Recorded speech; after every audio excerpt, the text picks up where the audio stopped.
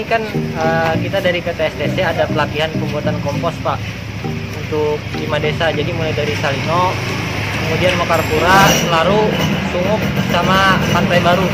Jadi untuk pelatihan pembuatan kompos ini langkah awal kita Pak untuk program pemberdayaan pembuatan kompos. Jadi kompos itu kan rencananya jadi digunakan untuk revegetasi Pak, dari bekas-bekas tambang kita itu penghijauannya. Nah nanti untuk pembuatan kompos itu akan diserahkan ke masing-masing desa itu tadi Pak, 5 desa itu tadi. Nah kemudian untuk komposnya itu dibeli Pak dari perusahaan sebagai bentuk pemberdayaan ekonomi juga, sekaligus bentuk mengajak masyarakat untuk peduli terhadap lingkungan Pak. Nah nanti kedepannya untuk yang pertama kita di bulan Maret insya Allah nanti itu dari desa Salino dulu. Nah adapun kemudian nanti kebutuhan komposnya itu sekitar 265 karung yang isi 50 kilo. Itu mungkin sekitar 13 ton lah per bulannya kebutuhannya. Nah mungkin itu Pak. Kapan kalau desa-desa lain? Kalau desanya jadi kita untuk teknisnya itu bergilir Pak, tiap desa. Jadi untuk yang pertama itu kan bulan Maret ini nanti Salino, kemudian untuk bulan selanjutnya Selaru. Nah kemudian selanjutnya kalau tidak salah Mekarpura, kalau tidak Mekarpura Pantai Baru Pak, nanti yang terakhir Sungup. Nah kemudian untuk urutan pelatihannya juga nanti ini kan kita pertama tanggal 15 ini dari di desa Salino. Kemudian besok hari Selasa tanggal 16 kita juga ada pelatihan nanti di Selaru sama pelatihan kompos kayak gini juga. Sampai nanti hari Jumat itu bergilir Pak. Terakhir nanti Sungup Kanan pelatihannya sama kayak urutan untuk pembuatan kompos yang tadi bentuk pemberdayaan itu tadi Pak. Nah, jadi kalau kompos itu apakah kompos itu sudah memang ada ditentukankah jenis bahan atau apa gitu Pak? Ya kalau bahan untuk komposnya Pak kita ada yang dari kotoran kambing, kemudian kotoran sapi, kotoran ayam, sama murni dari daun-daunan atau skam. Jadi untuk campurannya kan biasanya itu kita mintanya 1:1. Jadi kotorannya 1 kilo misalnya, kemudian skamnya juga 1 kilo. Itu yang masuk target ya, yang bisa dibeli oleh SCC ya? Iya. Nah, jadi kalau berdasarkan hasil kesepakatan kemarin sama 5 desa, untuk harga komposnya yang dari kotoran sapi itu 1.500 per kilo, kemudian kotoran kambing 1.250, kemudian kotoran ayam 1.150, yang murni skam aja misalnya itu 800 Pak. Itu untuk apa namanya, untuk daerah sini yang bisa menjual, apakah daerah luar misalnya masih dalam kawasan Kota Baru bisa diterima? Itu kita fokus 5 desa ini Pak. Oh, kalau yang dari luar nggak bisa ya? Belum, jadi kita masih fokus di 5 desa ini. Oke, makasih. Salam sejahtera untuk kita semua. Selamat pagi menjelang siang. Kita mau mengucapkan terima kasih kepada teman-teman dari media yang hadir di kantor Sumbu dan Rukun, dan kemudian agenda kita pada kesempatan pagi menjelang siang hari ini mungkin terkait hal-hal pemberitaan selama ini, dan kemudian kita tanggapi ya. Ada kemarin terkait dengan tenaga kerja, kemudian dengan listrik, kemudian masalah air keruh, terakhir masalah jembatan itu. Nah mungkin dari saya dulu terkait dengan masalah tudingan kepada pihak STC, terutama berkaitan dengan masalah karyawan, yang artinya yang beredar di luar bahwa kita tidak memanfaatkan secara maksimal tenaga-tenaga yang lain. Padahal kata kita di Sumbu Tanjung Pun, terutama sampai pada hari ini, itu seluruhnya jumlah karyawan kita ya, baik dari owner maupun dari kontraktor itu ada sekitar 1.061 orang. 1.061 orang. Rinciannya kita lihat, misalnya kita lihat di sebuku kontrak, di sebuku kontrak itu ada SBC, ada STC, dan ada SSC. Jumlah di sebuku kontrak itu ada 191 orang. 191 orang. Lokal 147, dan non lokal 44. Nah, secara persentase lokal itu masih 77% dan non lokal 23%. Itu yang pertama dari sumber golput. Kemudian kontraktor kita, Ilkom Jaya Sakti, itu jumlah seluruh karyawannya 803, lokal 544 dan non lokal 259. Persentasenya lokal itu 68%, sedangkan non lokal 32%. Kemudian ini masih kontraktor Garda Tama yang menangani security. Kontraktor kita juga itu jumlah keseluruhan personil 49 orang. Nah, lokalnya itu 46 dan non lokal 2 orang.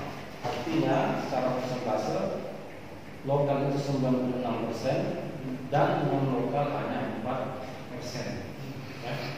Kemudian aku yang menangani terkait dengan masalah konsumsi makanan segala macam karyawan di sini itu jumlah keseluruhan ada 19 orang, lokal itu 13 orang dan non lokal 6 orang. Jadi secara persentasenya lokal 68% dan non lokal 32%. Nah, inilah data. Maka secara keseluruhan baik dari owner maupun kontraktor itu jumlahnya 1061 tadi. Persentasenya apa? Lokal 750 orang, non lokal 311 secara keseluruhan ya. Saya ulangi, lokal 750 orang dan non lokal 311. Secara persentase artinya lokal itu 71% dan non lokal 29%. Dan kemudian data-data ini setiap bulan kita laporkan ke Dinas Tenaga Kerja sebagai data yang ada di sini. Artinya sampai hari ini data kami yang ada di perusahaan kemudian yang kita laporkan itu, jadi persentase lokal itu masih banyak dan masih memenuhi undang-undang ya. Ini 70% lokal dan kemudian 20%. Nah, itu data sementara untuk sampai hari ini tentang jumlah karyawan. Nah, kalau misalnya selama ini ada keinginan kenapa susah masuk bekerja segala macam, nah beberapa waktu lalu kita juga sudah sampaikan di sini kan itu menerima berdasarkan kebutuhan. Artinya ketika kebutuhan itu terpenuhi, mungkin kita menerima kan, sama misalnya teman-teman dari media kita misalnya punya warung yang memang misalnya karyawannya 10, ketika ada melamar juga kan kami bisa masuk. Nah, kalaupun misalnya ada penempatan atau lowongan, tetap kita prioritaskan tenaga lokal tadi. Karena juga secara efisiensi tadi terkait dengan masalah biaya kosnya itu lebih rendah dibanding kita mendatangkan dari luar. Semua itu tadi kan seluruh yang lokal itu tadi 750 jumlah keseluruhan baik dari owner maupun tadi kontraktor 750 orang yang hari ini masuk dan non lokal itu hanya 311 orang. Angkat 60-40. Ternyata kita pun malahan di bawah dari angka 70 banding 30. Intinya itu aja Pak. Tidak ada pembatasan. Memang jadi kita memang sesuai dengan progres kita kerja. Gitu. Itu sampai 5 tahun ke depan Pak. Nah, makanya nanti kita ajari, jangan ngajari dari perusahaan Pak. Kita datang ke desa-desa, terutama desa yang binaan kita dari 5 desa di sini, dari Sumur, kemudian Selaru, Pantai Baru, Mekarpura dan Salino. Nah, ini udah 4 desa kita lakukan pembinaan satu minggu ini Pak. Kemudian nanti terakhir itu di Sumur. Nah, setelah mereka udah bisa segala macam, nanti kita pusatkan pembuatannya itu di Sumur, kita kan bekas kantor lama. Nah, dari itu nanti Pak, masyarakat yang buat dia berdiri dengan Pak desa. Misalnya bulan ini desa ini, bulan ke depan desa ini. Nah, dari itu nanti kita beli per kilo Pak, berdasarkan apa yang kita buat. Sebenarnya secara aturan itu Pak ya. Jadi itu masih masuk dalam kategori daya ledak itu memenuhi standar Pak. Apa di berdasarkan Kepmen SDM nomor 1827 tahun 2018.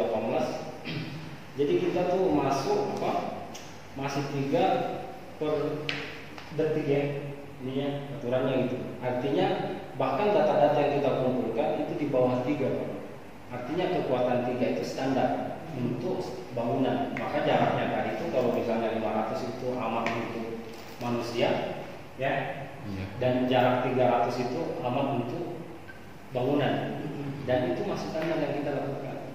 Nah tetapi kalaupun misalnya kita diklaim kemudian kita dituding gara-gara blast segala macam, tetap kita melakukan perbaikan. Ada rumah-rumah yang retak karena mereka mengklaim itu dampak dari kita. Nah beberapa itu Pak, ada sekitar 16 rumah yang memang sudah kita perbaiki. Hanya 1 rumah yang masih dalam proses ini Pak. Artinya dari 16 rumah yang sudah pos itu atau sudah selesai itu 9 rumah Pak. Iya. Dan kemudian on prosesnya itu masih proses pengerjaan, maksudnya ya belum selesai itu ada sekitar 6 rumah. Jadi jumlahnya 15. Artinya apa? Kita komitmen ya terkait dengan memang hal-hal yang menjadi masalah di desa tadi itu. Hanya kita, cuma kami tetap memperbaikinya itu dalam bentuk perbaikan, bukan memberikan uang. Sudah disampaikan Pak Karan, ya, kita satu pintu aja Pak. Namun tambahan terkait data yang sudah kita kerjakan ini selalu berproses Pak. Selalu berproses yang mungkin nantinya juga kita update ke kawan-kawan media apa yang sudah kita lakukan. Karena hal yang positif saat ini kita lakukan itu kadang-kadang belum muncul Pak. Nah jadi ya tadi benar sudah disampaikan beberapa program yang sudah berjalan, hal yang positif kita lakukan. Terus kita bicara masalah blasting bukan masalah. Iya sebentar Pak. Iya oke. Artinya ini berproses. Terkait blasting itu kawan-kawan kontraktor juga sudah melakukan kegiatan-kegiatan perbaikan Pak. Nah, jadi ini berproses. Selanjutnya apabila ada perkembangan baru ya kita tetap update. Kontraktor itu ada kajian teknis pekerjaan yang dilakukan terkait perbaikan. Nah mereka tidak berikan uang, tapi aturannya itu tidak ada harus uang Pak. Jadi artinya barang yang rusak itu dikerjakan secara teknis juga. Nah jadi yang mana misalnya batanya atau besinya atau apanya yang rusak, ya itu akan dikerjakan secara teknis. Itu dikaji dulu Pak. Jadi itu memang orang yang khusus menangani di bidang itu. Misalnya dia masalah bangunan. Jadi kita tidak sembarangan menyuruh orang itu. Nah makanya kita akan memperbaiki semaksimal mungkin. Ketika misalnya tetap ada komplain, ketidakpuasan dari warga, sesuatu yang wajar kan, misalnya ya kan. Nah tetapi kita kaji dulu tuh apa di mana letak ketidakpuasan segala macam. Ketika misalnya letak itu yang kita perbaiki bukan hanya dipoles ya, tetapi ada kajian khususnya supaya benar-benar itu diperbaiki secara permanen dulu. Kalau pelakunya tetap kita terima komplainnya, maunya seperti apa gitu. Tetap kita juga melakukan sosialisasi supaya sama-sama nyaman dulu. Kendaraan itu Pak 5 ya, jadi bawahi 5. Sedangkan di kontraktor kami PT HJS ini kita turunkan Pak, itu jadi 3. Bukan 5. Bukan 5. Jenis bangunannya kita baca 5. Jadi itu jenis bangunan ini yang 5 bangunan dengan fondasi pasangan bata dan adukan semen diikat dengan slop beton. Itu yang ditentukan SNI. Nah, sedangkan di kontraktor kami kita turunkan menjadi 3 MNS per sekon. Nah, setelah kita ukur Pak, nilai rata-rata yang kontraktor dapatkan dengan alat ukur yang mereka pergunakan itu rata-rata 0, Pak. Ya, rata-rata 0,8, 0,72, 0, rata-rata 0, itu paling dekat jaraknya 500. Nah, kita kembali ke standar Kepmen 1827 tahun 2018 di mana Untuk manusia itu 5. Untuk alat 500 untuk alat 300. Nah itu di bawah standar baku mutu semua Pak yang kami hasilkan. Jadi kalau rumor-rumor yang gempa apa itu Pak bisa kami by data. Kita ini sudah kami sangat turunkan Pak. Saya ulangi, untuk SNI itu 5, sedangkan kontraktor kami itu turunkan jadi 3 Pak. Jadi 3 maksimalnya 3. Nah, kompos 3 itu nilai getaran. Nilai getaran yang dihasilkan oleh kegiatan blasting, nilai getarannya itu kami turunkan jadi 3. Kenyataan di lapangan yang terjadi itu adalah rata-rata 0, Pak, milimeter per second. Di plan penambangan kami itu kami dijembatani oleh Pak Sekda sendiri, yang mana Pak Sekda itu membentuk tim yang diketuai oleh Pak Asisten 2 Pak Kifai, yang mana di situ ada PU, Bapeda semua. Akhirnya kami bahaslah perencanaan embung ini yang berada di lokasi plan desain penambangan kami.